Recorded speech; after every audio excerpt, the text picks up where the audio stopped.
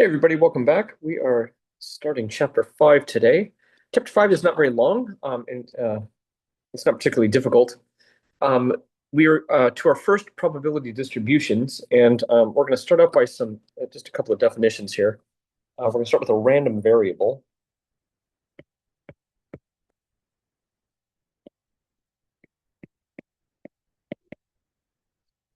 A random variable is a variable typically represented by a capital X that has a single numeric value determined by chance for each outcome of a probability experiment. And we'll get into all this a little bit later. And so the probability um, distribution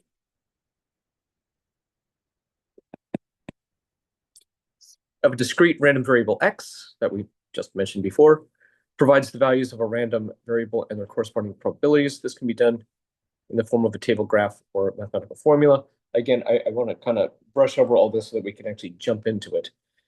The random variables may be discrete, which we've talked about before. That means it's countable, broken up into individual pieces, or continuous, which means there's no gaps. Rules for the discrete probability distribution. P of x is to note the probability that the random variable capital X equals a specific value lowercase x. This is sort of a big one here. Let me highlight this. When we add up all the probabilities of a probability distribution, they should always add up to exactly 1 or 100%. Each probability value must be between 0 and 1 inclusive. We've talked about this before. So probabilities always have to be between 0 and 1. Now, remember, a 0 probability means that it's impossible, it can't happen. A 1 probability means that will always happen. And as I mentioned before, we're not really interested in the 0 or 1 case. Those are super boring. We're interested more in lots of different possibilities. The mean of a discrete, okay, so this is a big formula here. And one of the main ones that we're going to be using for the course of this video. And this is what's called the expected value.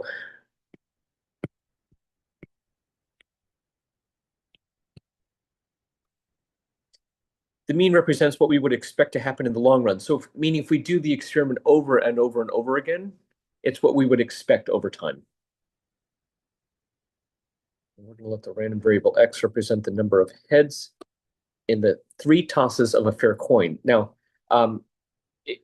x is the number of heads, so it's possible we toss a coin 3 times, we get 0 heads, we get 1 head, we get 2 heads, we get 3 heads.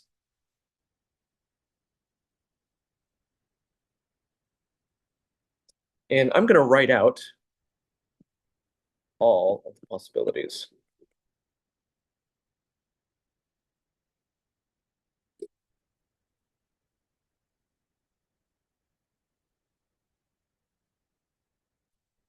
Here, the first 4 where we get a head on the first toss.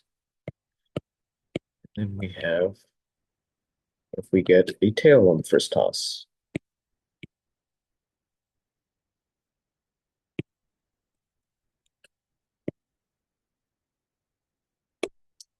We are here, and I'm going to color code this so that we can be really clear.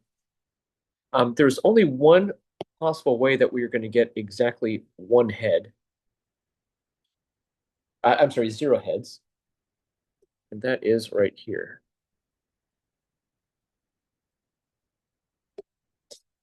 And the probability of that is 1 out of the 8 chances. So we can see that n in this case is 8, meaning there's a total of 8 possibilities.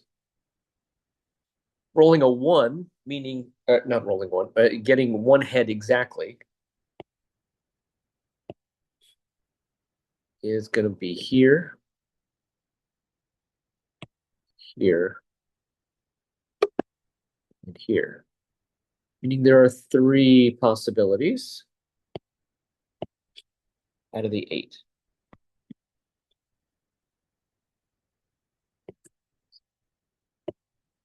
And getting exactly 2 heads, we have several possibilities as well here, as well as here,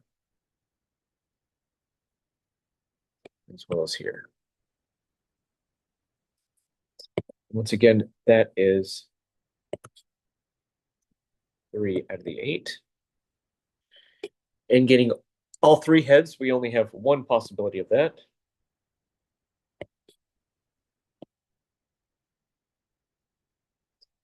That is here, which is going to be 1 out of 8. And I want to point out that if I were to add up all of the probabilities, 1/8 plus 3/8 plus 3/8 plus 1/8, that gives me 8/8, or exactly 1, which again is a requirement. You can see it highlighted up above there. And our expected value says that we're going to multiply x times p of x, and then the big summation symbol says that we're going to add them up. So this is going to be 0 times 1/8, 1 times 3/8, 2 times 3/8, and 3 times 1/8. And if I do 0/8 plus 3/8 plus 6/8 plus 3/8, and I add all those up,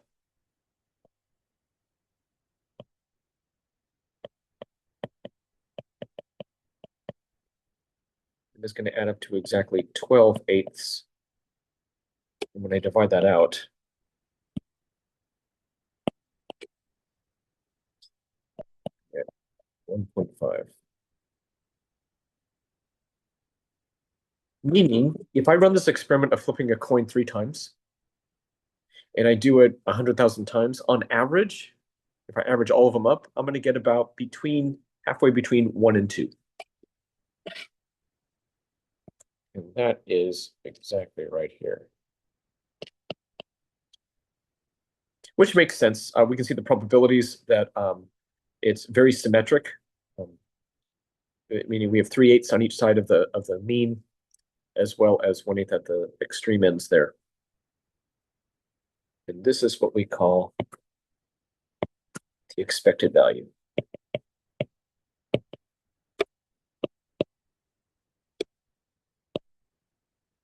Mean. In this particular case. And we're going to build on this theme here.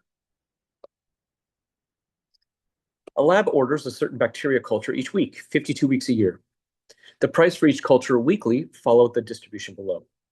And so let's interpret this table here. So we have 20% of the time it costs $10 a week, 30% of the time it costs $12.50 per week, and 50% of the time, half the time, it costs $15 per week. So let's find the expected value. So that's going to be 0.2 times 10 plus 0.3 times 12.5 plus 0.5 times 15. Let's see what we get.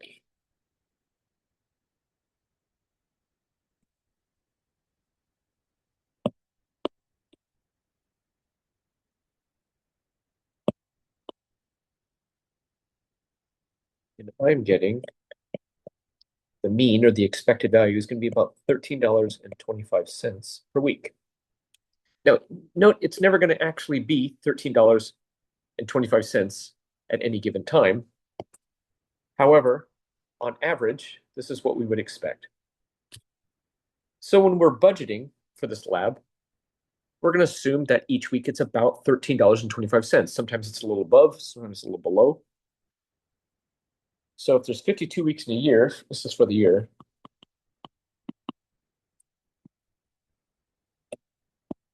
it's going to be 52 weeks times $13.25. So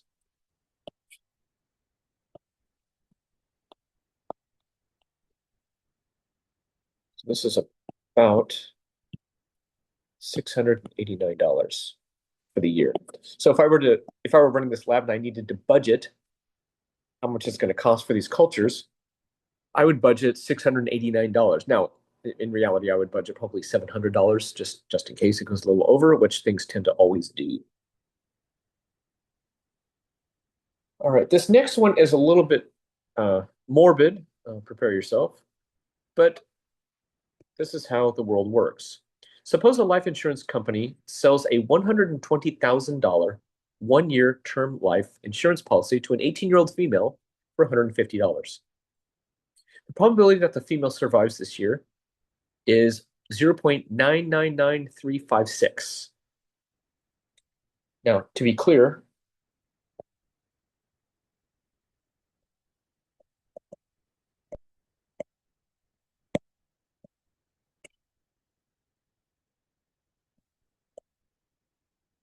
this means the probability that she dies during the year is going to be the complement of that.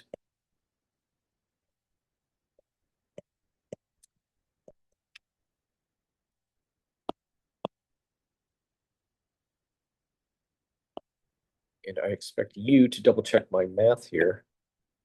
Now, that means that we have to move that decimal point to the left 4 places. We'll be using that here in just a moment. Now, this gets a little bit tricky in the sense of a life insurance policy. Okay.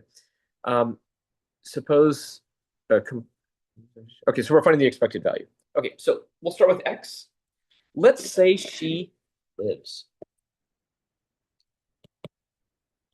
Sweet. And we are doing this from the point of view of the insurance company. That means that we made $150 that we're not giving back to her just for surviving. However, if she dies, too close, dies, then we have to pay her, beneficiary, not $120,000. We will pay $120,000. However, we are not out $120,000. We are out because we're just giving her $150 back to her. So this is 150 minus 120,000.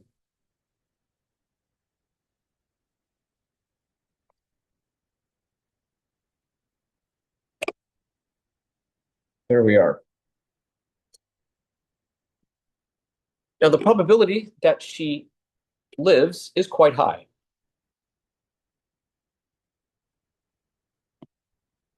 And the probability that she dies is quite low. Let's do the right color here.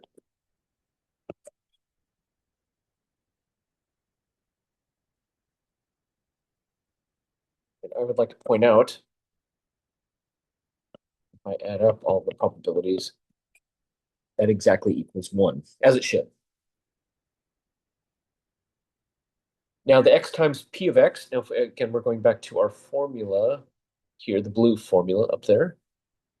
We're multiplying the two together.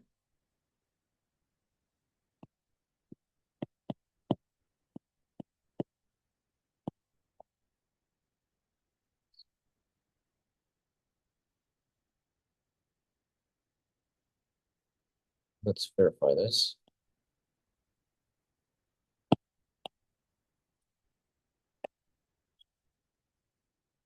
So 150 times 0.999356.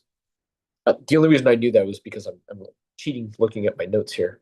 And then if I go negative 119,850 times 0.000644. And those of you double checking my work, thank you for double checking my work. You should always do that. However, make sure you get the proper number of zeros in there. 0.123 zeros, 644.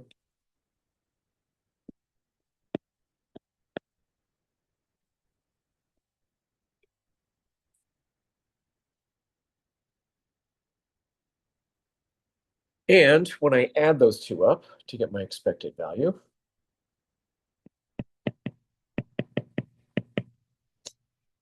I get 149 0.9034 plus to negative 77.1834. I get, and this is my expected value, $72.72. Now let's interpret what that means. So as the insurance company, when I issue this policy, I receive $150 from the 18-year-old female, and most of the time she lives, which is great. That benefits us, that benefits her. We make some money on that. She gets to live, which is always a good thing. And so most of the time we get 150, 150, 150, 150, 150 from these women. On rare occasion, and I mean way less than 1%, 0.000644, she dies. And that means that this company has to pay out $120,000. Now we are only out $119,850 because we're just giving her her $150 back. So we don't count that as a payout. And so it's not down so bad. So what this means is she lives. Most of the time, on average, these insurance policies are going to make us $72.72. But because on occasion she dies, on rare occasion she dies, it's a massive payout. So it drops from making $150 per woman down to $72.72 per woman. Now, I know this seems kind of cold, but this is the reality. If you want to become an actuary, this is your actual job. This is how you actually calculate these things out. And by the way, being an actuary pays very, very well. All right. When you buy one ticket for $1 out of a lottery of 1,000 tickets, where the prize for the one winning ticket is to be $500, what is your expected value? So let's say we win. That means we win $499, right? Because we paid $1 to get it, so it's $1 less than $500. If we lose, then we're out $1. Now, the probability of winning is really low. It's 1 out of 1,000. Probability of losing is way high.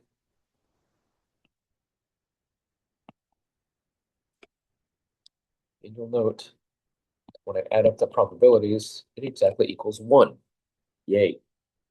Which it has to. So now we're going to do the expected value. So that's going to be x times p of x. So that's 499 times 1 over 1,000, which is 499 over 1,000.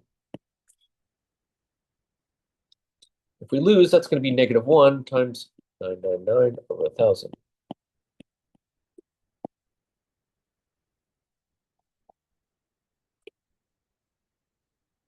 And of course, to get the expected value, we need to add up x times p of x.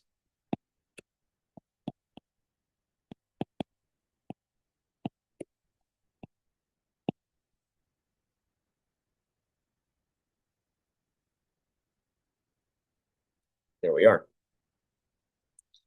And this becomes negative 50 cents. So what this means is, in the long run, if I were to do this lottery, say 100,000 times, on average, I'm going to be down about 50 cents because I'm going to win. I'm sorry, I'm going to lose, which is the negative. And on rare occasion, I'm going to win. Yay. So I make more money. But because I'm losing so often, the average is 50 cents, that I'm down 50 cents. By the way, this is, if you ever go to Las Vegas or you go anywhere where there's gambling, all of this math has already been previously done, and it's always in the negative. You're never probably going to win all the time, or ever, in many cases. So the odds are always against you. All right, here's one from the homework. Data from the latest census show that the households in Oaktown have 0 to 5 children. Suppose that a household in Oaktown is randomly selected. Let X be the number of children living in that household. Here we go. So the probability of randomly selected one, that they have 0 children in that household is 19%. 1 child is 24%. 2 children is 28%. 3 children is 16%. 4 children is 9%, and 5 children is only 4%. Find the probability that the randomly selected household, as originally described, is less than 3. So less than 3 is here. So that is going to be 0.19 plus 0.24 plus 0.28.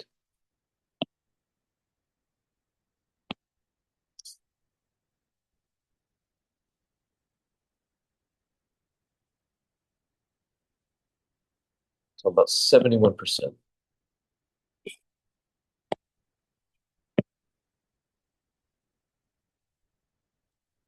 No less than 3 is actually going to be the exact complement of this.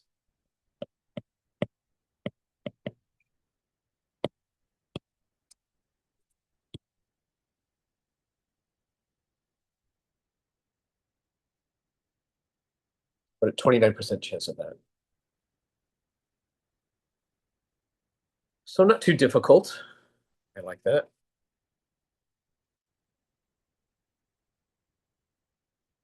A charity running an auction. 1,000 tickets are sold at $2 each for 8 prizes of $100, 8 of $50, 8 prizes of $25, and 8 prizes of $10. So let's be super clear here.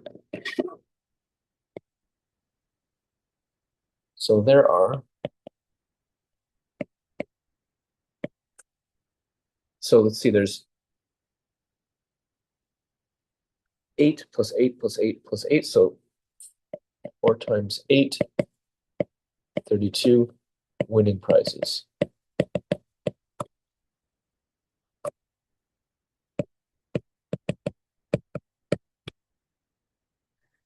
Which means, of course, there are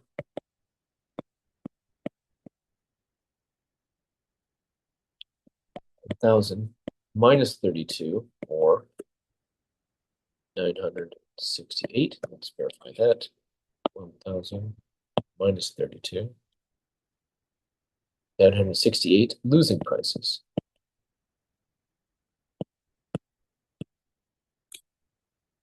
And we are going to need that number here. Now, because it costs $2 to get in, that means if I lose, I'm out $2. And the probability of me losing is quite high.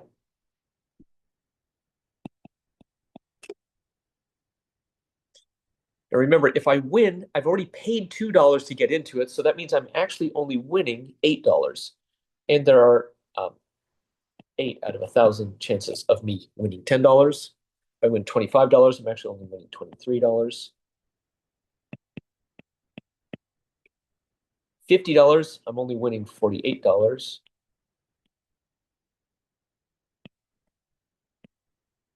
And winning $100, I'm actually only winning $99. $98, pardon me, because it cost me $2 to get in.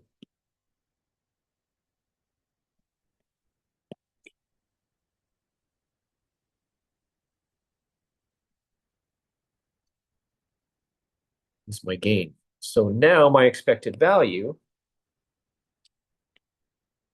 oops,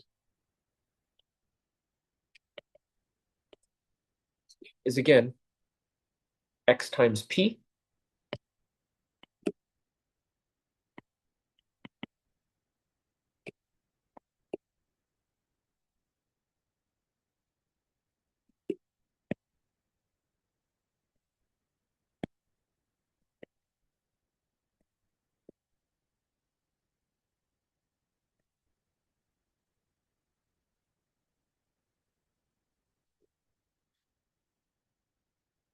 That's $2 to get in.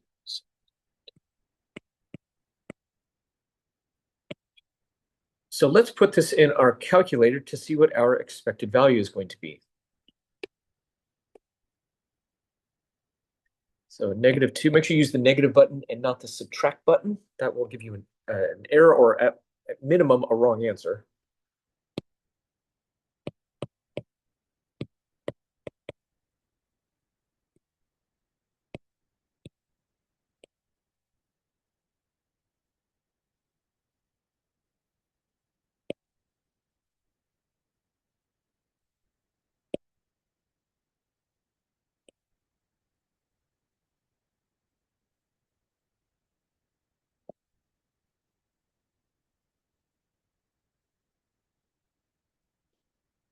It's giving us a negative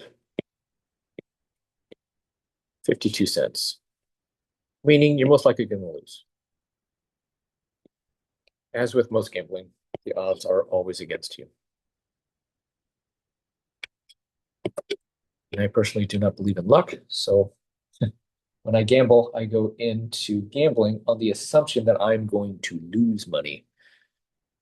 And that way I can relax and enjoy myself. So if I do lose, cool. If I make some money, fantastic. And that is going to do it for this video. Thank you very much, everybody.